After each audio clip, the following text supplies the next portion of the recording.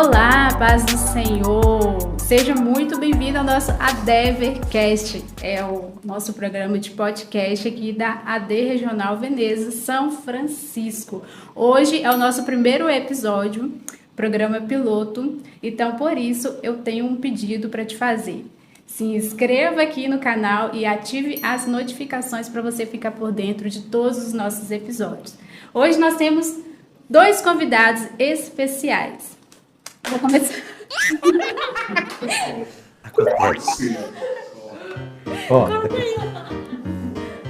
Hoje nós temos 2 convidados especiais e eu vou começar apresentando aqui o primeiro para vocês. Ele é empreendedor, é formado em técnicas comerciais, mais de 21 áreas especializadas. Ele é também bacharel em teologia, é pai do Aebson, do Eliezer e da Daiane.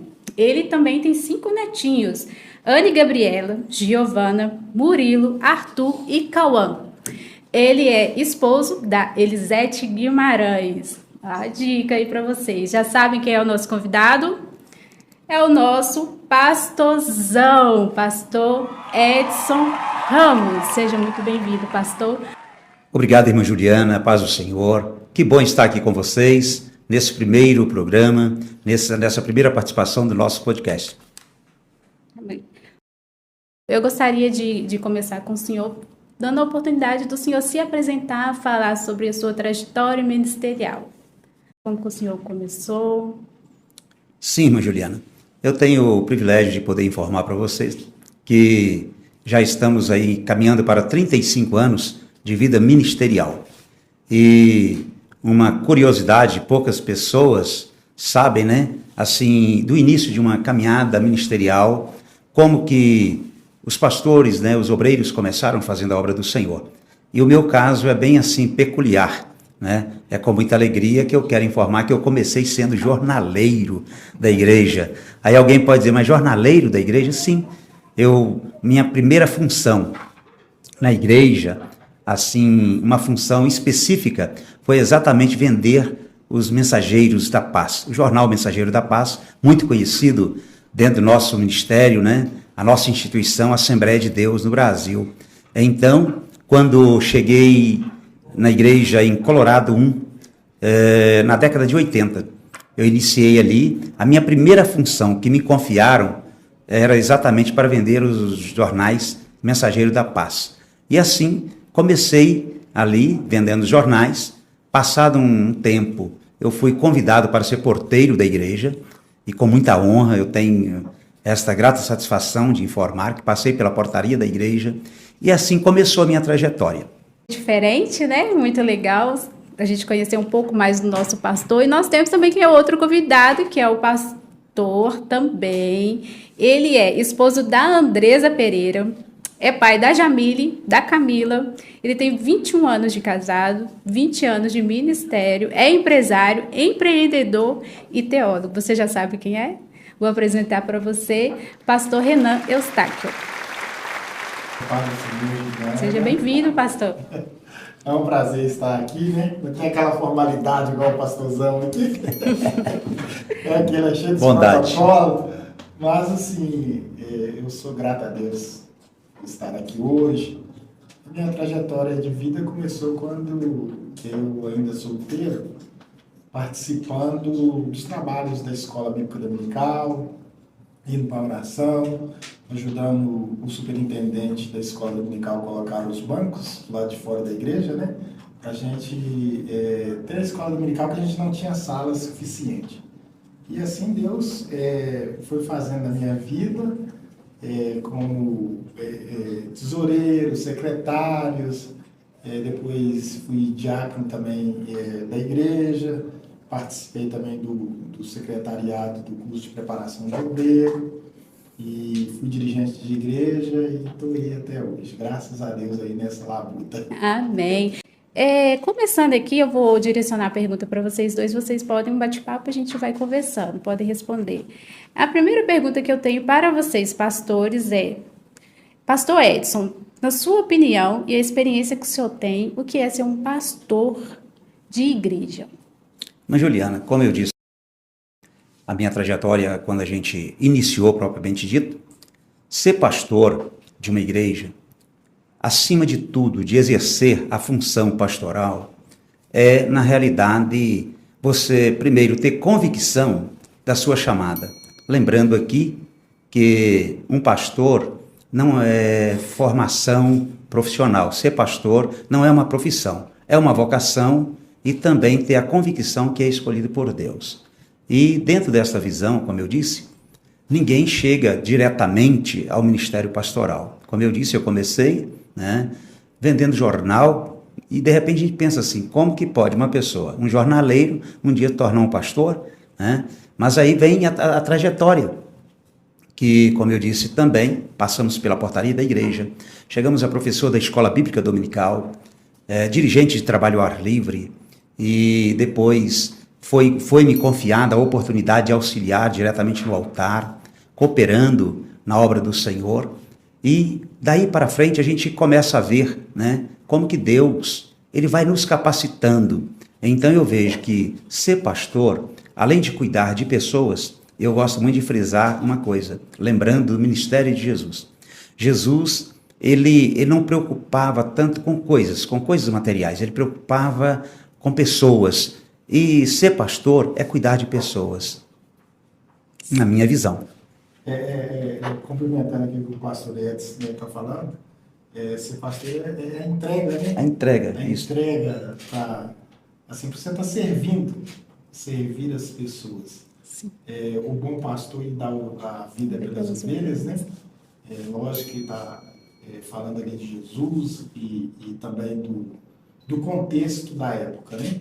Mas também nós, como pastores de igreja, nós temos que nos entregar, entendeu? Para a gente assim, servir com alegria, servir com gratidão, não fazer por torpe ganância, né, pastor? Isso, exatamente. Mas fazer com alegria e gratidão, porque se existe um dos cargos mais importantes da face da terra, é ser pastor. Porque pastor, ele cuida de pessoas, ele cuida de vidas. E é interessante que também, além de você cuidar de vidas, você não cuida, não é para qualquer um, você cuida para o próprio Deus. Então, acho que isso faz toda a diferença na vida ministerial. Não é, pastor? É verdade, pastor Renan. E uma coisa que me chama a atenção, pastor Renan, irmã Juliana, é que quando a gente observa o ministério de Jesus, nós vamos ver que a vida de um pastor é uma vida também de renúncia. Muitas das vezes, nós temos que renunciar coisas que nós tanto amamos, mas exatamente porque, quando a gente lembra de Jesus, o Filho de Deus, que ele renunciou, né, podemos dizer assim, o céu no primeiro momento para se entregar aqui na terra, né, como homem, e exatamente por amor a pessoas, por amor a vidas. Então nós também, como o pastor Renan disse, né, é uma coisa assim que, se a gente for analisar, não existe nenhuma posição na face da terra que possa se comparar com uma vida pastoral quando a gente faz por dedicação, por prazer. Então, eu vejo isso, ser pastor é também ver tudo aquilo que você tem ao seu dispor, principalmente na área profissional, como você já informou aí, dentro das minhas formações, né? Eu me lembro que quando eu fazia faculdade na área da psicologia, eu me optei pela psicologia pastoral. Eu me lembro que a gente estava num momento assim áureo da minha vida profissional. E de repente eu fui me envolvendo tanto na obra do Senhor que eu cheguei à conclusão: eu vou ter que escolher ou ser pastor, ou ser psicólogo, ou continuar mesmo na área de empreendedorismo. Na minha carreira, por exemplo, na área comercial, como você já informou aí, temos a grata satisfação, e com muita humildade que eu digo aqui, o Senhor me deu a oportunidade de formar em 21 áreas específicas na área comercial. E com o passar do tempo, a obra, né, a vida pastoral, foi me levando para um caminho que chegou um momento que eu tive que escolher. Ou eu continuo com a vida eclesiástica, né, ou eu vou continuar na minha vida secular. Lembrando que quando eu falo isso aqui, é até um testemunho na minha vida. Eu não oriento de maneira alguma, ninguém deva pensar, principalmente, Certamente muitas pessoas vão estar nos assistindo e de repente alguém pode pensar, vou deixar tudo e vou ser pastor. Não faça isso simplesmente porque ouviu o pastor Edson Ramos, né? O meu caso foi um caso assim, bem específico. Buscar, né, o direcionamento também de Deus, né? Exatamente. A gente tem que entender, viu, pastor Renan, que nem tudo é simplesmente sair deixando. Vai deixando tudo e eu vou ser pastor. Não. Tem que ter convicção, tem que ter certeza que Deus tem isto para a sua vida. E lembrando que ser pastor, como eu disse, não é uma profissão, não é um meio de ganhar dinheiro. Pelo contrário, é um chamado e, se possível for, você sempre se doando, tanto na área profissional, na área financeira. Muitas das vezes, um pastor, nem tudo que ele recebe como ajuda financeira fica para ele. Geralmente, o bom pastor, o pastor Renan foi muito feliz em frisar aqui que o bom pastor dá a vida pelas ovelhas. Eu vou além ainda. Além de dar a vida pelas ovelhas, muitas das vezes o pastor, ele tem que dar também a sua condição financeira para que, por onde ele passa fazendo a obra do Senhor possa ter realmente progresso. E lembrando que nós sempre esperamos a recompensa do Senhor. Sim. Uma dificuldade é em questão de o pastor, o princípio da autoridade, ele é estabelecido pelo próprio Deus. E o próprio Deus, ele respeita isso, sabe? E quando você é um pastor, está ali servindo, acaba que isso te traz alguns status. Isso é fato. Mas as pessoas às vezes confundem. A posição que Deus te colocou tem que ser para beneficiar o reino. E às vezes muitos não conseguem entender isso. Porque ele, como às vezes ele é ovacionado e as pessoas estão ali sempre à volta e batendo ali uma continência para ele, aquela coisa toda, ele acaba ficando vaidoso com a sua posição. Alguns podem esquecer a essência, né? Esquece a essência, né? A vaidade entra e acaba que ao invés do reino ganhar, o reino acaba tendo prejuízo, entendeu? Então nós temos essas dificuldades, principalmente hoje nas igrejas modernas, né? Que as pessoas têm muito disso, que quer ser elogiado, quer ser aplaudido com e tal. Redes sociais, com rede né? social, entendeu? Tem pregador, tem pessoas que vão para a igreja, ele fica se autopromover. E outra coisa, né? Ele está tirando foto e está postando, ou seja, ele está ali, no momento do culto, ele está fazendo ali prestando. Ele está ali se exibindo, né? E não é esse o objetivo do Evangelho. O Evangelho não é isso. Você entendeu? Então, às vezes, traz muitas essas dificuldades. Hoje nós temos essas dificuldades hoje em nossas igrejas, entendeu? Sim. O pastor Edson Ramos, ele falou sobre a área da formação dele, sobre, né, psicologia pastoral, e hoje em dia é muito interessante, né, que antigamente a gente for olhar, os pastores não tinham tanta preocupação, né, nessa área. Nós vemos sobre as doenças também, né, mentais, e muitas das vezes a igreja tinha um preconceito, né, se achava-se mais assim antigamente que talvez fosse um problema espiritual, e hoje em dia é muito importante nós vemos um pastor formado na área de psicologia e, em especial, em atender os pastores, porque as pessoas também olham para os pastores e acham que os pastores têm superpoderes, né? São super-homens. E não, né? São pessoas como a gente que também precisam e necessitam de cuidado, né, pastor? Que sofre cansaço, tem seu estresse, tem sua fadiga, né? É verdade. O pastor é um homem natural como qualquer outra pessoa. E você também, Juliana, falou uma coisa, né? Às vezes, no passado, eu vou dizer o seguinte, até que os pastores, não é que eles não se preocupavam tanto, né, em formação. Eu creio que devido à carência da obra do Senhor, a necessidade de expandir o reino, de levar o evangelho, muitos de nossos pastores, né, eles não tiveram o tempo, não tiveram a oportunidade de muitas das vezes ir para uma faculdade, se preparar mesmo na área secular, de uma maneira assim, de conhecimentos na área secular. E muitos desses pastores, eu conheci pessoas que eles dirigiam a igreja. Observe uma coisa, eu vou até citar um nome, eu tenho liberdade de citar este nome, chama-se Márcio Damasceno.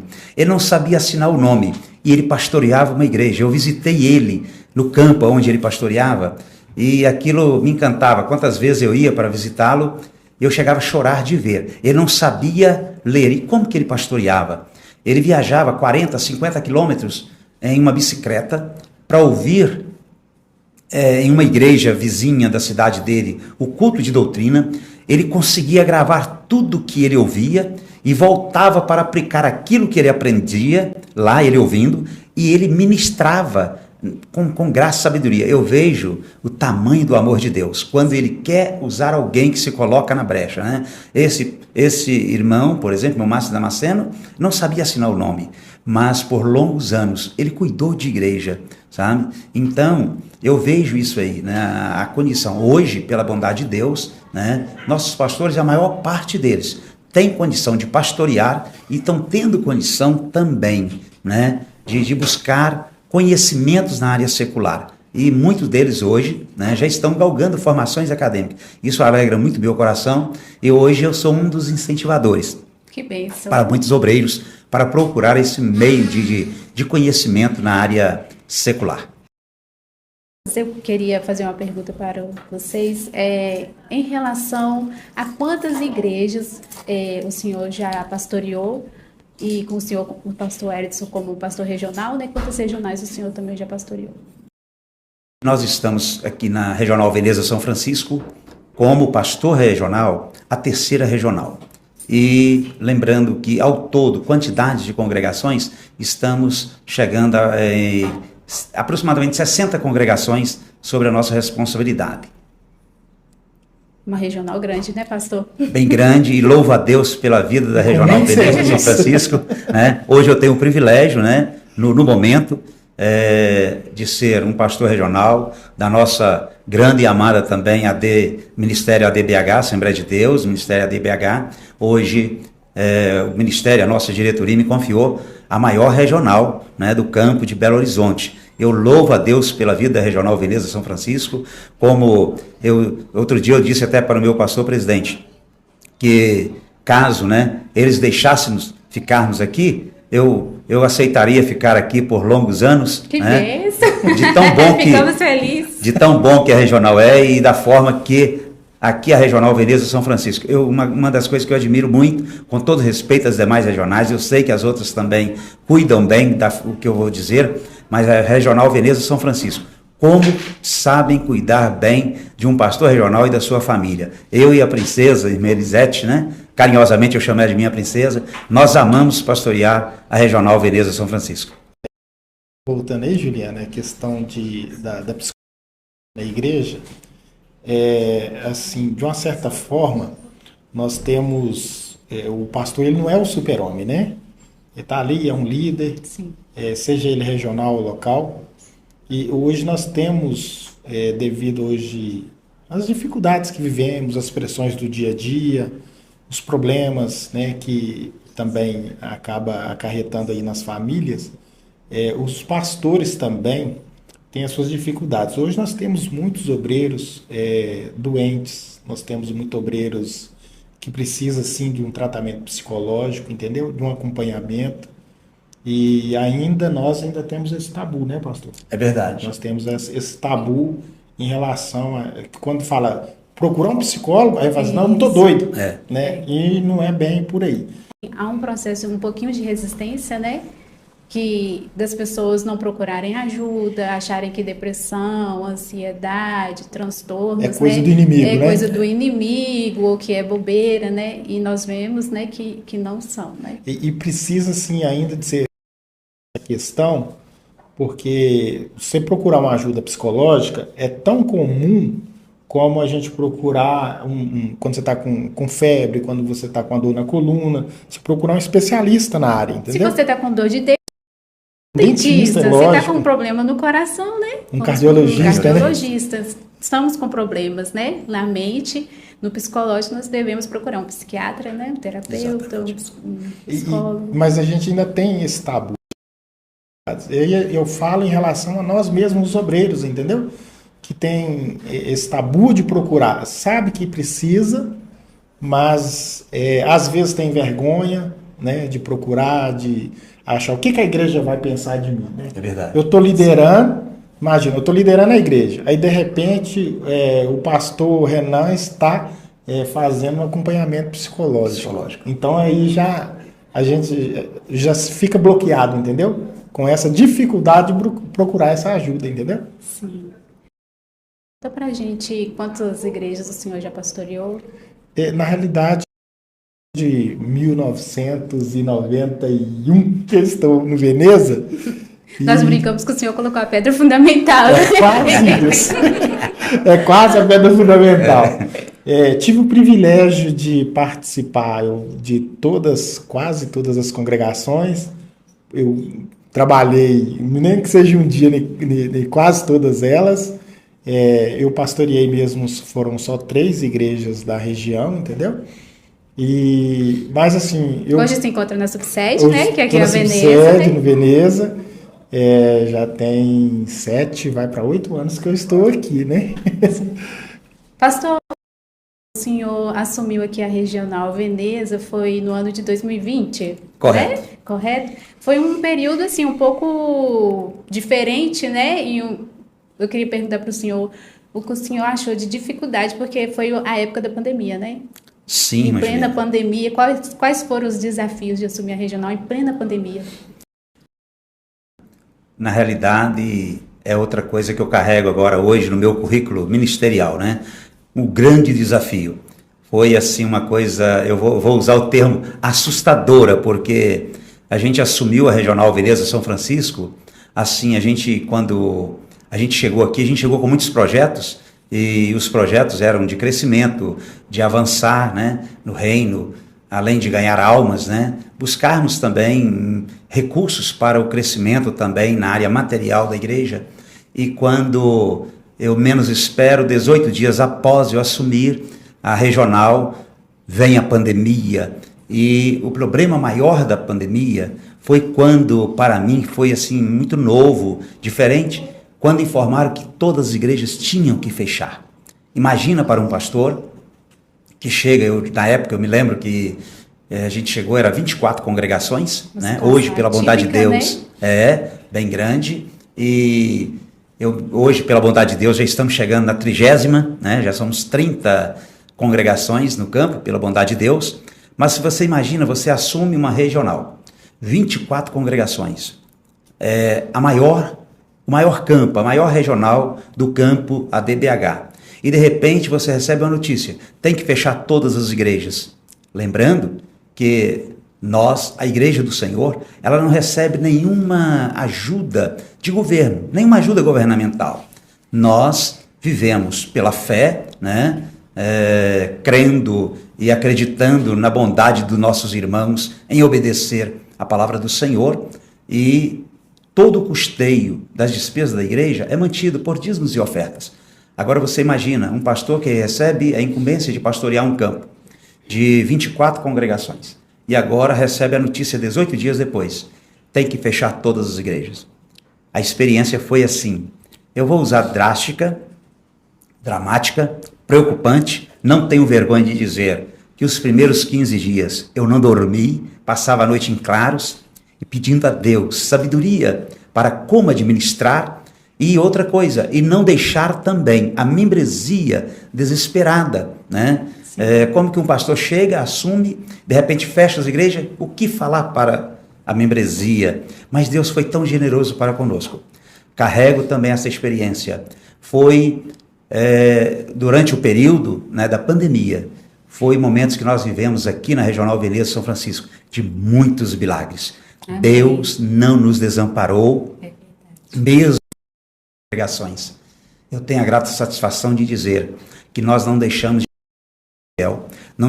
de cuidar de nenhum dos obreiros que também recebia alguma ajuda, né, indireta ou diretamente pela igreja, e eu louvo a Deus. Resumo aqui, foi uma experiência que hoje eu carrego para mim, que é um preço incalculável, e para mim foi muito importante. E foi nesse período, né, que nasceu as redes sociais da AD Regional Veneza São Francisco, né, que é o Instagram, o Facebook, que auxiliou bastante, né, pastor? Fazendo os cultos, transmitindo a palavra online para a membresia, para os membros, né?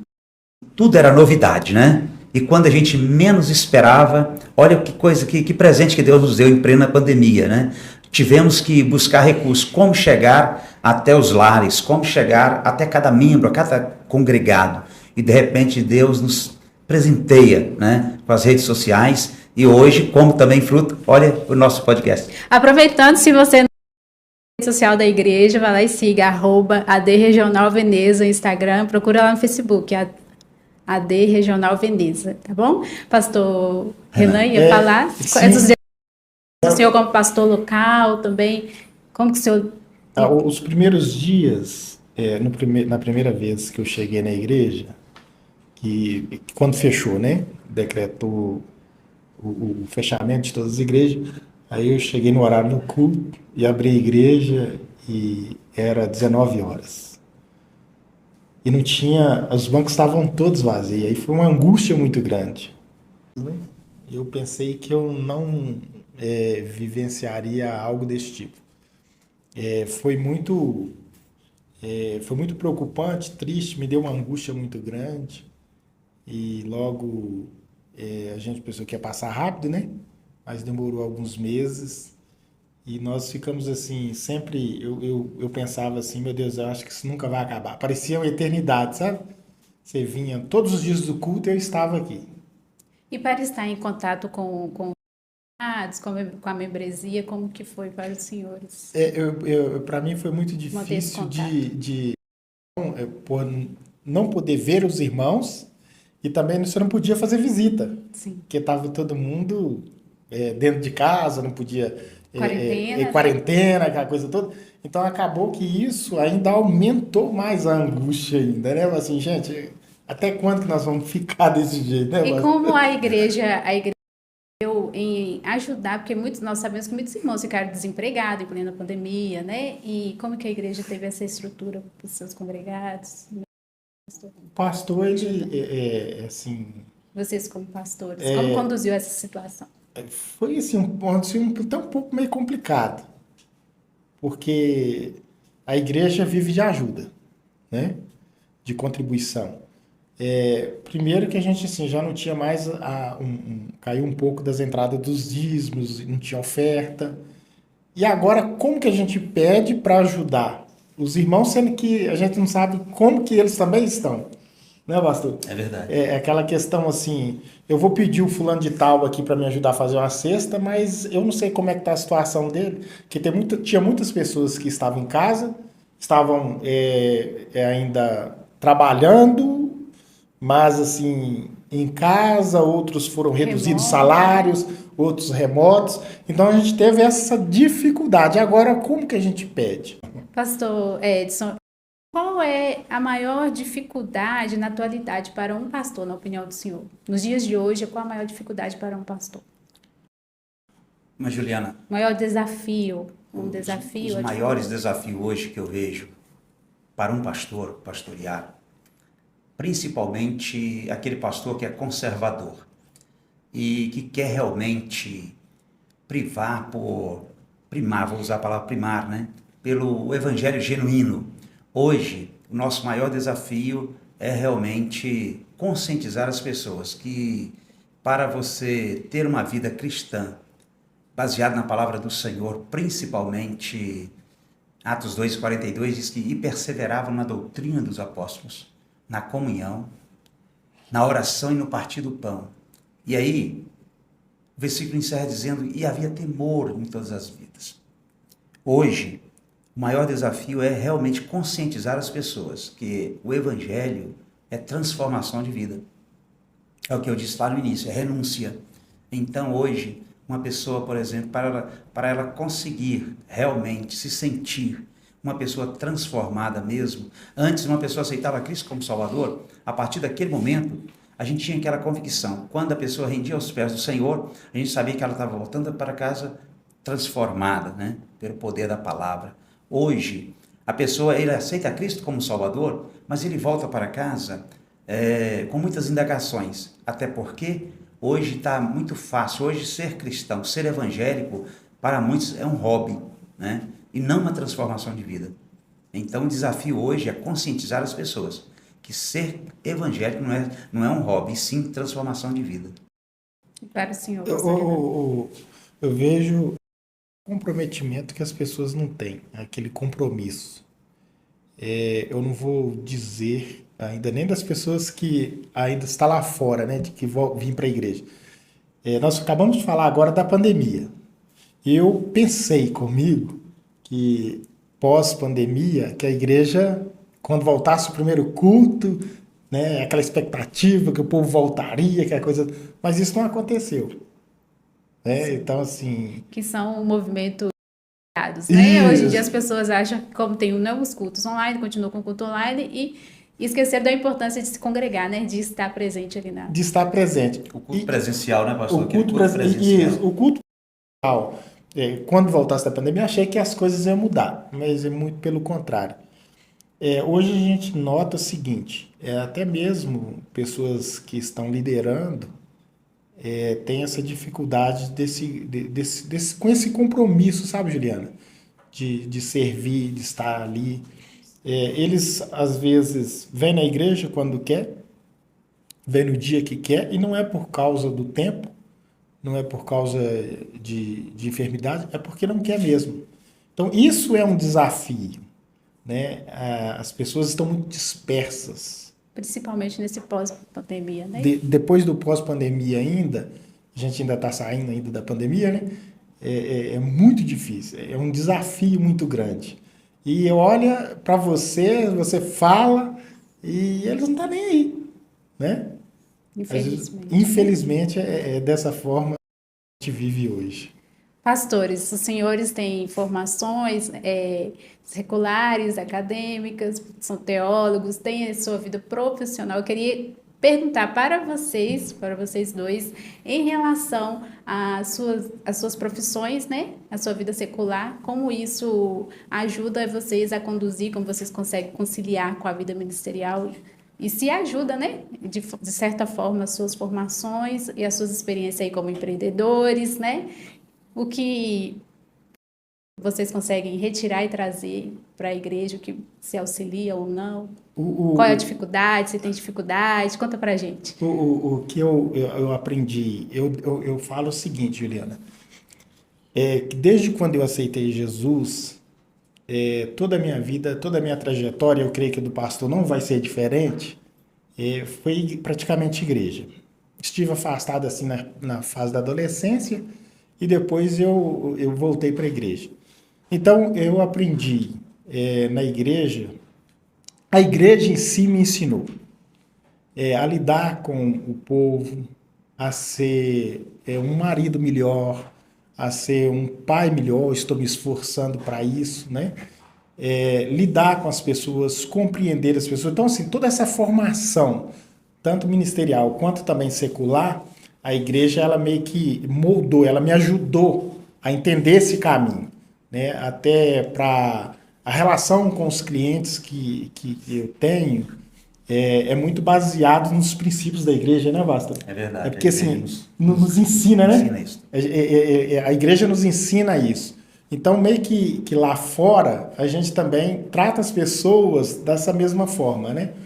Eu estudei teologia, eu fiz o curso teológico, e quando eu fiz o curso teológico, Juliana, a Renata também, né, fez juntos, nós fizemos juntos, e eu fiquei assim... Gente, Renata, ela está aqui nos bastidores, né? Os A nossos Renatinha tá internautas, que ali. está aqui o Lucas, nosso técnico de áudio e som, tá o Alisson, também faz parte do departamento de comunicações, a Jamile, E a Jamília é minha filha, a né? Jamile, filha do pastor Renan. Então tem que tomar cuidado do que fala. Mas não é isso não, Porque meu fala pai. que quem é a Renata aí, tá aqui nos bastidores, né? E quando eu fiz o curso teológico, tinha momentos que eu saía da sala, ou às vezes estava ali, eu chorava mesmo, sabe? Foi um dos maiores investimentos que eu fiz na minha vida, foi fazer o curso teológico.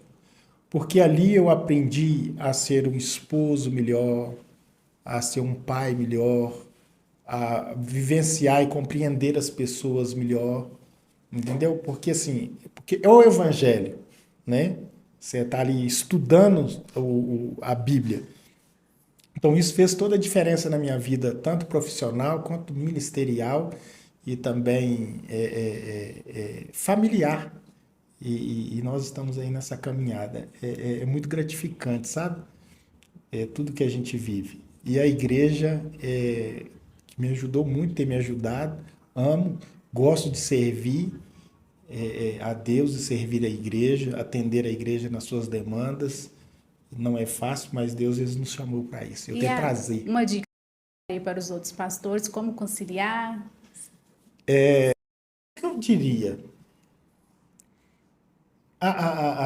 eu gosto muito da frase do Lincoln, ex-presidente dos Estados Unidos, eu sempre falo isso, né, Márcio? Exato. Ele escreveu o seguinte, Deus deve gostar muito das pessoas humildes, porque fez um montão delas. Então, se a gente estiver inserido nesse montão delas de pessoas humildes, é um princípio para a gente estar servindo. Então, servir a Deus, você está disposto a ser humilde, se entregar para a obra e deixar que Deus ele é que cuida, ele é que traz a providência. Às vezes, nós temos essa visão muito equivocada de que eu vou servir, mas eu tenho que ganhar para servir. E não é assim.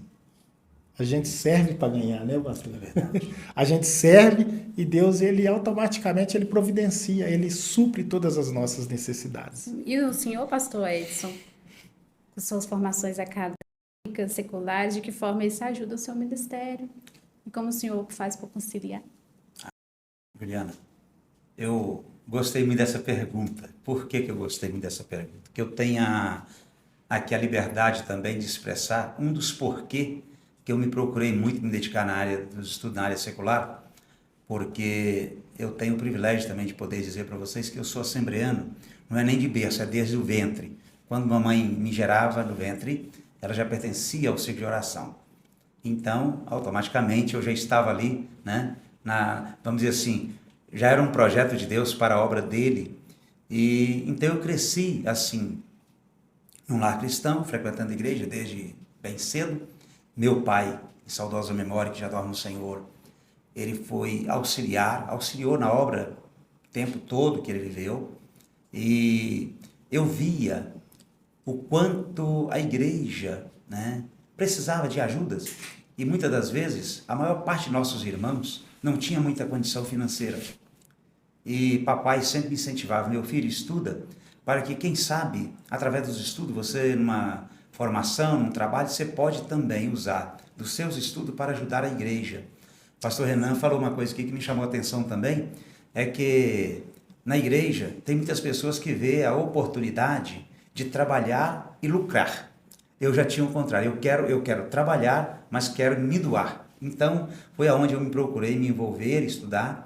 Hoje, eu vejo o quanto é importante em todas as áreas minhas de formação. Quando a igreja precisa de algum trabalho dentro da minha área, né, como profissional, eu confesso para você que é com alegria que eu quero servir, e sempre servir de uma condição da seguinte maneira: eu sirvo ao Senhor, e assim é um propósito que eu coloquei no meu coração, só para vocês terem noção, de todas as áreas que a igreja precisa, de área de formação que eu tenho, para a igreja 0800, porque eu aprendo que a palavra do Senhor diz assim, que é dando que se recebe, né? E uma certa vez, exatamente. Então, quando eu, por exemplo, eu galguei essas formações, eu lembro que foi o Senhor quem me deu. E hoje eu procuro servir naquilo que eu tenho de conhecimento para a igreja, porque também entendo que eu já recebi por antecipação. E então eu consigo conciliar, sabe? E eu vejo assim, todas as áreas que o Senhor nos deu, ela tem sido útil também para o meu ministério, principalmente, e eu poder contribuir por todas as regiões que eu passo, e usando os meus conhecimentos para beneficiar a região. Isso para mim é muito gratificante, e com isso hoje eu observo que lá quando eu era criança, né, quantas pessoas que poderiam ter contribuído. Por isso que hoje eu sou incentivador, principalmente de nossos jovens que já servem ao Senhor e têm desejo de fazer também a obra do Senhor. Aproveita, estuda o máximo que puder, mas o conselho que eu deixo é o seguinte: nunca pensa em ter formação para ganhar dinheiro na igreja. Pelo contrário, pensa em ter formação para abençoar a obra, porque Deus, ele recompensa muito a todos nós. Amém. Fica a dica aí, meu ouvinte. Hoje eu trabalho no ramo da construção civil. Eu disse para mim mesmo, que eu trabalhava no comércio, que eu nunca iria depender da construção civil para viver. e acabou me tornando hoje minha fonte de renda. Eu vejo, assim, para cada situação na sua vida secular, quando Deus te dá essa condição profissional, para beneficiar o reino, igual o pastor disse aqui, né? E hoje eu tenho, assim, eu não entendo de som, como o Lucas, né? Que a gente sempre fala, e ele está aqui do lado. É PhD. PhD. Tocar, isso aí, eu não sei. Eu comprei violão, aquela coisa, mas eu nunca consegui. Mas hoje eu tenho uma facilidade com tijolo, cimento, areia, com projeto. E acabou que isso também é necessário na igreja, né? Para o crescimento do reino. Então hoje eu sirvo com alegria, não tenho coragem de cobrar, E aos irmãos também que às vezes têm uma necessidade, tudo, às vezes não consigo fazer, mas se precisar de uma orientação, alguma coisa desse tipo, faço e faço com prazer, entendeu? Para beneficiar o reino.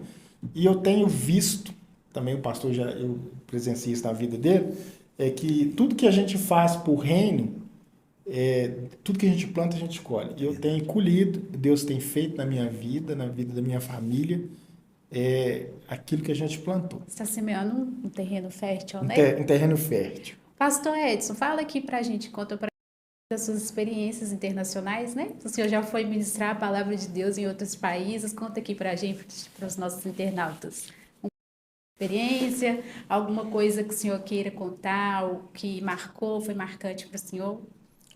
Mas, Juliana, algumas experiências a gente tem. Deus me permitiu passar por 15 países. E por esses países, alguns deles eu vou narrar aqui, Deus me deu a oportunidade de estar... Você só não pode falar igual o pastor Anselmo, viu? Como Argentina, Alemanha... Nosso patriarca, do Senhor, ele falava 50 países em questão de frações de segundo, né? Tá bom, vou obedecer meu pastor Renan. E por falar em pastor Renan, eu louvo a Deus pela vida desse grande companheiro, esse grande homem de Deus. Não estou sendo demagogo, mas sincero. Pastor Renan é um companheiro, um amigo inseparável. Hoje tenho como filho, amém? E aqui na Regional Veneza São Francisco tem sido assim uma bênção na minha vida, no meu ministério, por que não dizer na região toda. Tem sido um braço forte. E vou obedecer, que eu vou falar pausadamente, né? Mas vou narrar alguns desses países que o Senhor nos deu a oportunidade. A Bélgica, eu passei pelo país da Bélgica e tivemos ali fazendo a obra do Senhor em viagens, né? Passando e visitando uma missionária. Permita-me aqui mencionar, eu tenho liberdade de usar o nome dela nas entrevistas, quando a gente vai testemunhar, principalmente de alguns países da Europa. E uma das coisas que me marcou na Bélgica é que a gente aqui no Brasil, essa liberdade de sair evangelizando, convidando pessoas para ir para a igreja e distribuindo literatura, né? Eu empolgado ali, na primeira vez que eu saí, eu estava na Grande Praça. Grande Praça é uma das praças principais ali da Bélgica, e aquele desejo de evangelizar. Quando eu peguei alguns folhetos, ela disse para mim: pastor, cuidado, aqui a gente tem que pedir permissão para entregar o folheto. E eu não entendi, mas permissão se você chegar entregando, eles usam o termo de privacidade de evangelização ou privacidade religiosa. E aquilo marcou muito a minha vida, porque eu tive que sair e não poder fazer a obra do Senhor como eu fazia. Mas nas igrejas que passamos ministrando, foi a glória de Deus.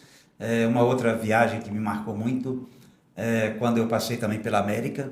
A América já é um país mais livre, você pode evangelizar, você pode fazer culto ao ar livre, sem ser interrompido. E a liberdade que eu tive de ministrar nas igrejas ali também.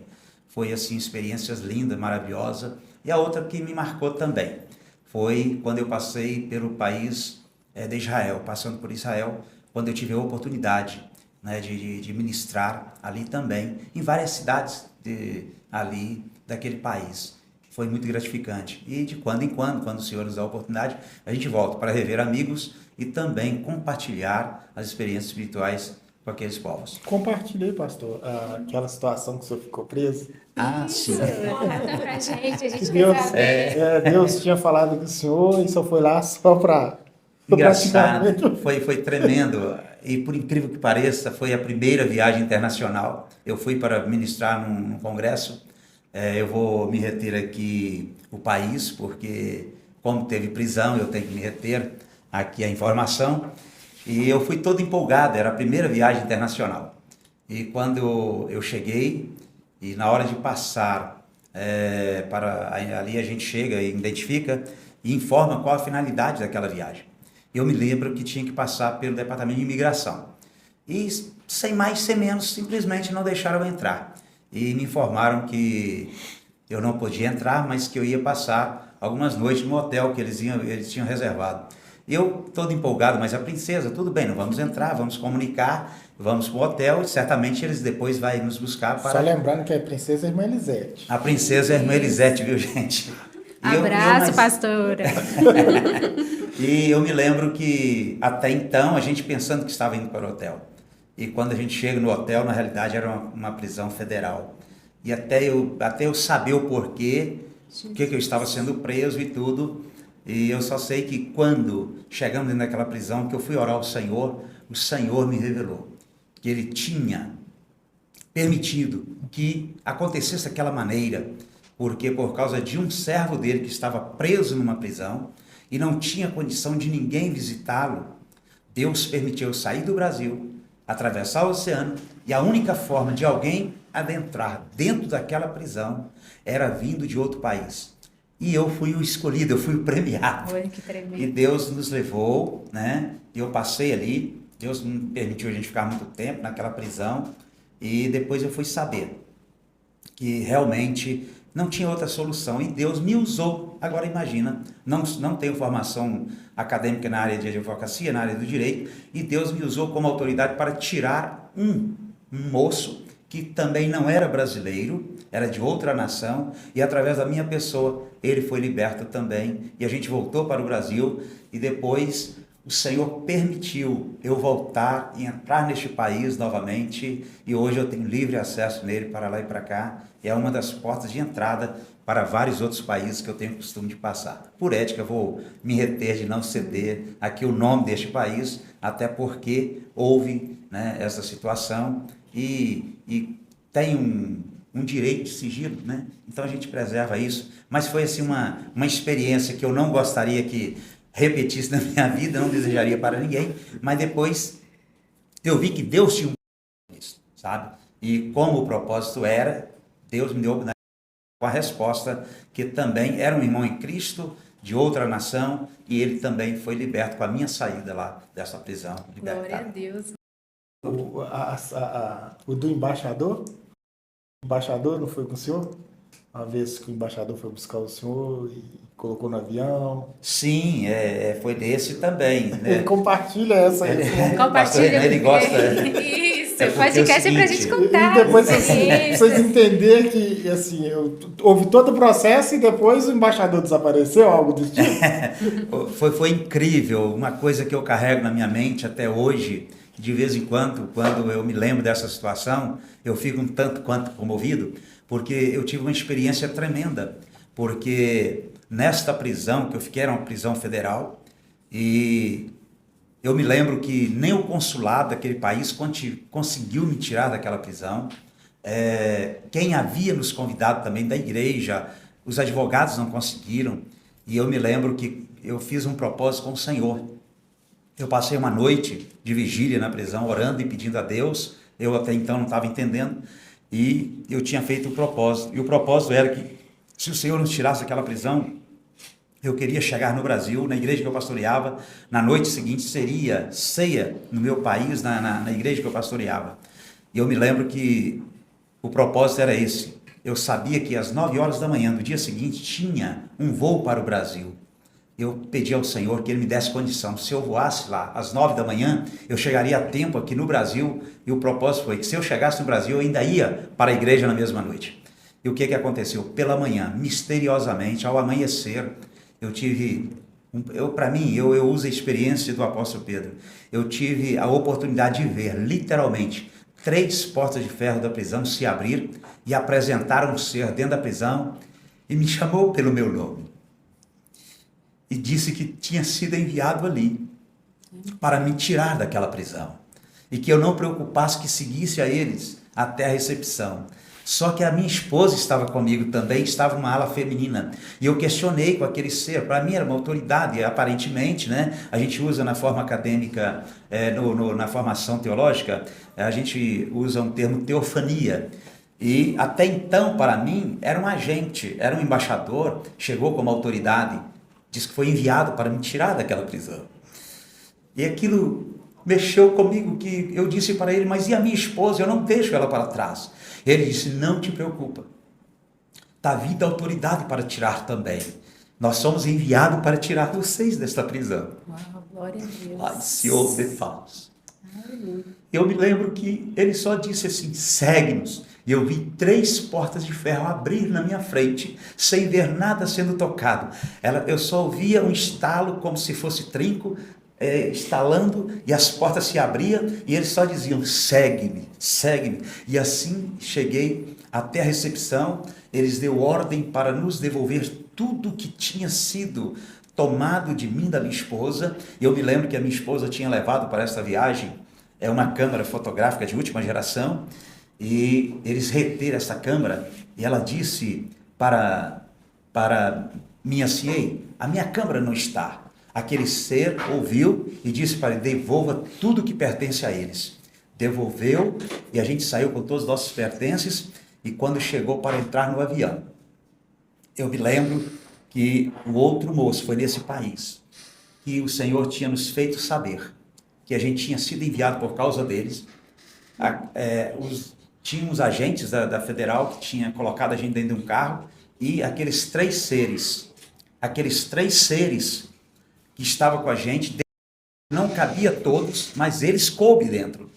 E aí os policiais federal pediu a minha permissão para levar primeiro o outro irmão em Cristo para o voo dele. E eu disse para eles que podia. Aí eles ainda me informou assim, até porque tem uma ordem, o avião não pode levantar voo enquanto o senhor não chegar lá, tem uma ordem, enquanto o senhor e a esposa não chegar, o voo do senhor não pode levantar. E assim... E era o voo das 9. E era o voo das 9. E eles deteram o voo, ficou o avião parado, e aqueles agentes federais levou outro moço em outro voo, e quando eu vi aqueles 3 seres, eles desceram e acompanhou o irmão em Cristo. Eu vi eles subindo a escada para colocar o nosso irmão no avião. E então, Juliana, assim que aquele irmão entrou dentro do avião, aqueles 3 seres desapareceram na minha frente. Eles não entraram no avião, só o irmão, olharam para mim com um tom de despedida, e dali, na hora que eles desapareceram, aquele agente federal disse para mim, Sr. Edson, agora nós vamos estar levando o senhor para o senhor voltar para o seu país. E me levaram. Assim que eu entrei... Eu e a irmã Elisete. Eu e a irmã Elisete. Entramos, na hora que entramos, deu a ordem para o avião levantar voo, e Deus não permitiu que desta vez eu ministrasse naquele país. Foi exclusivamente para essa finalidade que Deus me levou naquele país. E chegamos aqui no Brasil, eu ainda ministrei a ceia do Senhor na mesma noite. Eu carrego isso assim como uma experiência tremenda no meu ministério. E eu só me lembro que quando a gente estava indo ainda, né, só voltando um pouco atrás, antes do irmão embarcar, né, eu me lembro que aqueles 3C virou para mim, mostrei, conversando, e apontou para os agentes federais e disse, esses homens não gostam de nós. E eu pensei assim, mas como que ele está falando na frente assim, né, deles? E aí depois eles conversavam comigo, eu queria conversar, mas eu não tinha voz, eu fiquei como que sem voz. E quando eu entrei dentro do avião, eu olhava para a irmã Elisete e queria conversar com ela. Eu só consegui falar com a irmã Elisete. Depois que o avião levantou voo, e quando já estava mais ou menos a uns 20 minutos de voo, e eu perguntei, saiu a voz, eu só perguntei à irmã Elisete se ela entendeu o que estava acontecendo, e Deus fez ela saber o porquê que nós passamos aquela noite na prisão. Deus tinha me falado que era por causa do irmão, e ela disse que era por causa daquele irmão, que ela entendeu que Deus nos levou só por causa dele. E quando, em oração, eu só perguntei ao Senhor, quem eram aqueles 3 agentes? Quem eram aqueles 3, na minha visão, eles eram embaixadores ali. Aí, de repente, o Senhor falou comigo, meu servo, não questione isto. eu enviei para tirar você daquela prisão. Importa que você está voltando para a sua nação e cumpra o que você prometeste esta noite na prisão. Vai e celebra a ceia. Quando eu cheguei na congregação, eu estava ouvindo os irmãos, ainda cheguei no período de oração, eles estavam orando, pedindo a Deus para me abençoar, que naquela noite eu estaria pregando naquele país. Quando eles levantaram a oração, eles me viram sentado no altar. Amém? Toda honra e glória pertence ao Senhor. Amém, aleluia, experiência aí para vocês internautas, que bênção, né? A gente poderia ficar aqui horas e horas ouvindo o pastor Edson contar essa experiência, o pastor Renan, mas fica para um próximo episódio, nós já estamos aqui finalizando, e eu gostaria de finalizar aqui com uma pergunta para os nossos pastores, que é: qual a principal qualidade e defeito aí da nossa regional AD Veneza São Francisco? Eu sou suspeito de falar do Veneza, né? Da nossa região. Eu vou deixar o pastorzão responder essa aí, porque ele tem que falar. Queridos, falar da Regional Veneza São Francisco, eu só tenho que dizer o seguinte: a Regional Veneza São Francisco é bênção na minha vida, e cada dia que se chama hoje, estamos aprendendo cada dia mais com nossos amados irmãos. Volto a dizer aqui, pastor Renan, juntamente com todo o corpo de obreiros da nossa linda Regional Veneza São Francisco, tem sido bênção na minha vida, na vida da minha esposa, que, como vocês já viram aqui por vários momentos, eu menciono a princesa, a irmã Elisete, a minha esposa, e só tenho a dizer o seguinte: são só qualidades, defeito não temos, podemos ter falhas, temos qualidades. A apresentadora colocou os pastores, é difícil. E todavia, parabenizar a todos vocês, né? Indefeito a gente tem, viu, gente? Quero agradecer a Deus por essa iniciativa de vocês e hoje por esse conforto, né, tecnológico que nós estamos tendo na nossa Regional Veneza São Francisco. Poder dizer que a Regional hoje nós temos um podcast à altura, né? Isso é muito bom, muito gratificante. Parabéns, irmã Juliana e toda a equipe. Deus abençoe a todos vocês. Amém. Agradecer aqui aos nossos internautas, né, que ficaram conosco até agora, ouviu aí o nosso primeiro programa, né, o programa piloto aí do nosso podcast, a Dervcast. E lembrando, se você não se inscreveu ainda, se inscreva aqui embaixo, ative o sininho para você receber as notificações. Então eu gostaria de deixar aqui a palavra, agradecer, né, aos nossos pastores pelo apoio que tem dado aí de mídia, comunicações, por todo o apoio aqui. Se não fosse vocês, né, nós não estaríamos aqui realizando esse projeto que foi tão sonhado, né, e hoje nós estamos tão felizes, né, também, que é uma novidade para todo mundo. E nós gostaríamos de deixar aqui as considerações finais de vocês para os nossos internautas, um conselho, uma palavra. Pode falar. Não poderíamos deixar, né, de deixar aqui uma citação bíblica, passar um momento deste sem deixar aqui uma palavra.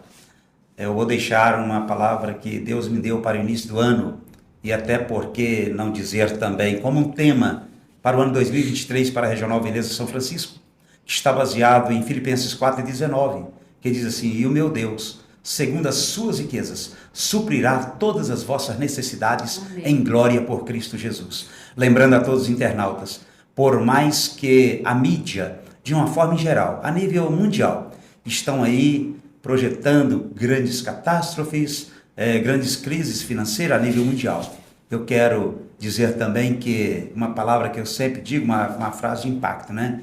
O mundo pode estar em crise, mas nós estamos em Cristo. E em Cristo nós somos mais do que vencedores. Que Deus abençoe a todos vocês, em nome de Jesus. O pastorzão já finalizou, né? Já concluiu tudo. Ele é o pastor sênior, né? Como se diz. Então, pastor Renan convida os internautas para eles acompanhar a nossa jornada em nosso Adevercast. É escrito, escreve aí no Adevercast. Esse nome é difícil de falar, viu, Juliana?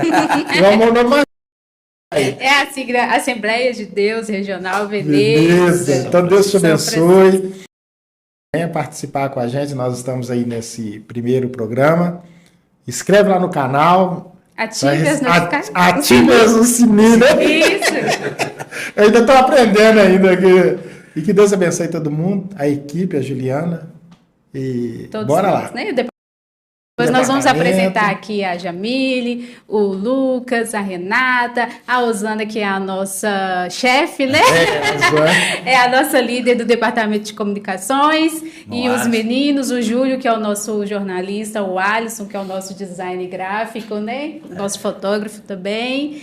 A Renata e o Lucas, que deram aí essa ideia, nasceram no coração deles do ADVcast, né? Deus continue abençoando você, internauta, nos acompanhe e fique ligadinho aí para você ver o próximo capítulo. Deus te abençoe.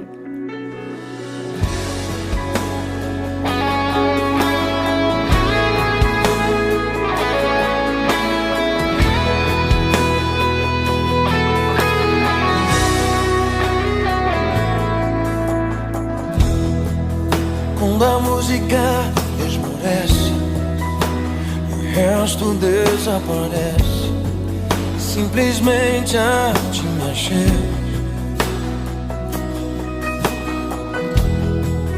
ansiando oferecer algo de valor pra abençoar teu coração.